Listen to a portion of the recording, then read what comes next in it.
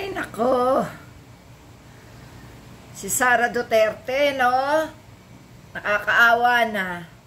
Di na maintindihan ang kanyang gagawin kasi malapit na yung impeachment niya.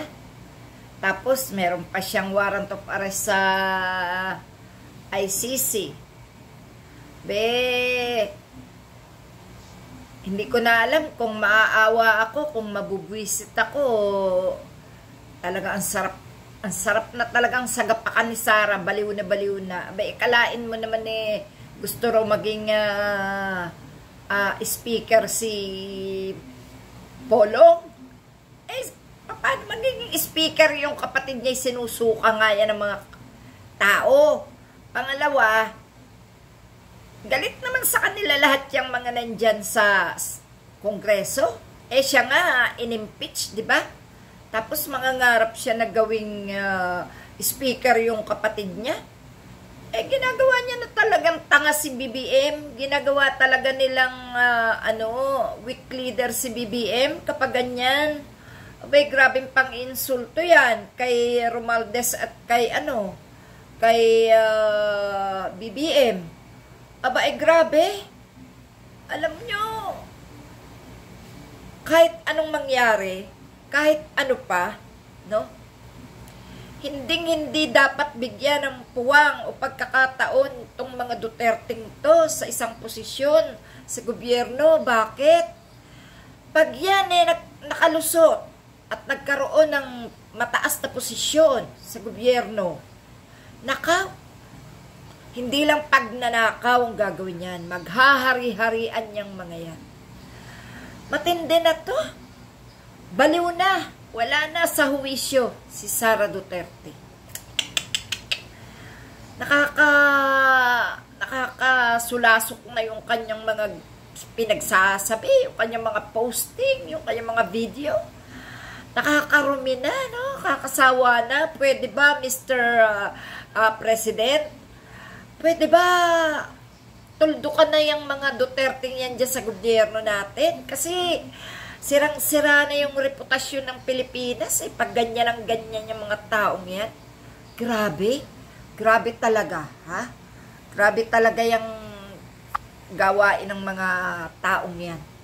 Sobra na. Wala na sa katinuan.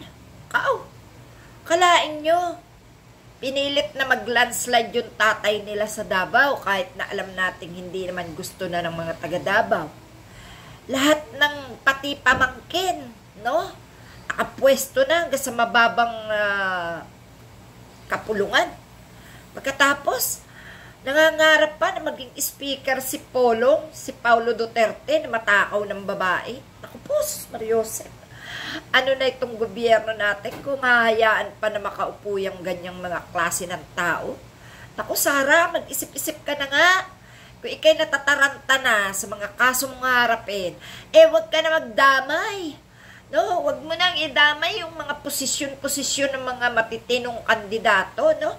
Alam mo, kahit na ganyan si Martin, kahit ganyan si Romualdez, okay pa yan kaysa sa kapatid mo. No? Mga basag ulero kayo. No?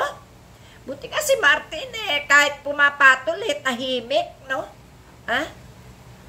Kapag talagay na natin pumapatol din si Martin, pero tahimik, no? Hindi kagaya mo, lantaran ng kabaliwan mo, lantaran ng katarantadaan mo. Mangarap ka ng mangarap ng kung ano-ano para lang mailigtas mo sarili mo sa mga kasong harapin mo. Kakahiya ka. Nako, magpahinga ka na, Inday. No? Huwag ka na makipaglaban at wala ka ng laban. Wala na talaga. Wala na ang ama mo. Wala na. Sino ba naman kayong mga anak na lang dyan na natitira? Yung mga galamay mo, mag-aayawan na yan sa inyo. Wala nang mapapala. Wala na.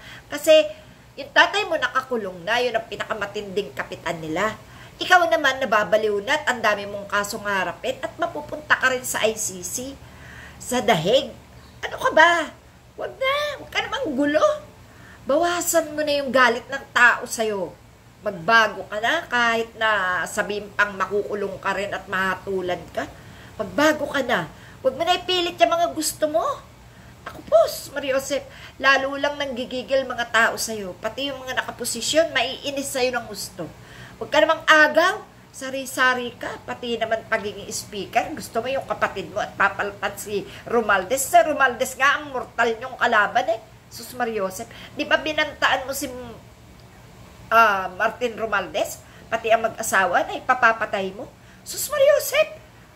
Eh di lalo na, anak ko po, ano naman kayang gagawin niyang kapatid mo bilang speaker? Magkalaban kayo ng mga Marcos? Tigil na, hindi mga tangang tao at hindi rin bobo si BBM. Lalaban yan sa inyo. Tandaan nyo yan. Hindi nga lang yan lumalaban ng lantaran, ano?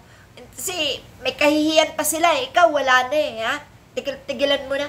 Tama na, ha? Tama na.